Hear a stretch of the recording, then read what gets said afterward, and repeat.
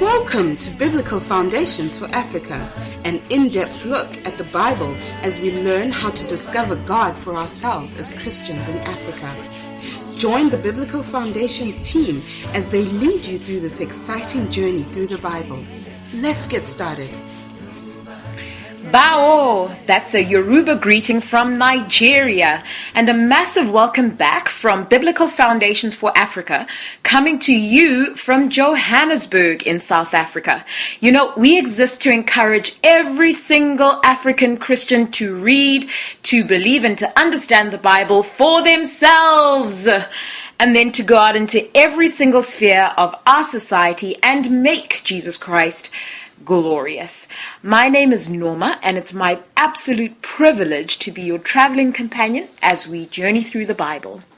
You know, we've spent a few sessions trying to find out what the Bible has to say about our enemy, Satan, otherwise known as the devil, the prince of darkness, the dragon, Beelzebub, the lord of the flies.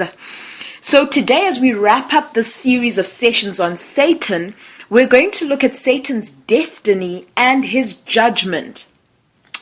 You know, there's something that's inherently right about when good triumphs over evil. Have you ever noticed that when you watch a movie, your expectation is that the good guys will win out in the end, that evil will be defeated, and that justice will win the day? There's a sense of satisfaction in our hearts when this happens, and conversely, there's a deep sense of injustice and dissatisfaction if the story doesn't end in this way.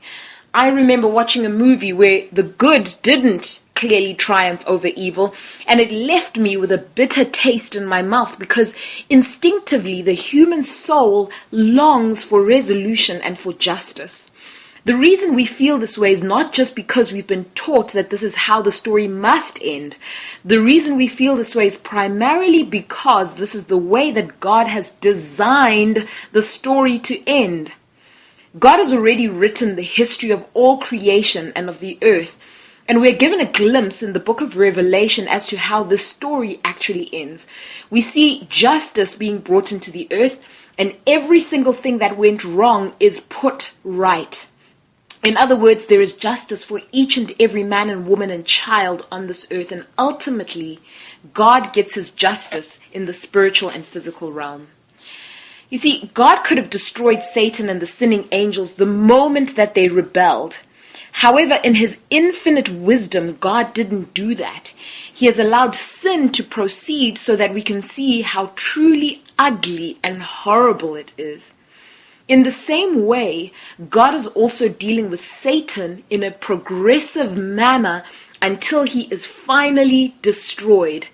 So today, as we wrap up our teachings about Satan, let us see 5 things that the Bible has to say about Satan's judgment and his ultimate destiny. So firstly, Satan has already been judged because he was cast out of heaven, which is the very presence of God. You see, the moment that Satan sinned, he was cast out of the presence of God. Isaiah 14 verse 15 says, "But you were brought down to the realm of the dead, to the depths of the pit," and it's talking about Satan. Ezekiel 28 verse 16 also says, "Through your widespread trade, you were filled with violence and you sinned. So I drove you in disgrace from the mount of God, and I expelled you, guardian cherub, from amongst the fiery stones." So that's talking about Satan, how he was cast out of heaven. You see, friends, we've got to understand what a serious thing it is to be expelled from the presence of God. So in one way, Satan has already been judged because God has expelled him from heaven and from his presence. Secondly, we found out that Satan was judged in the Garden of Eden.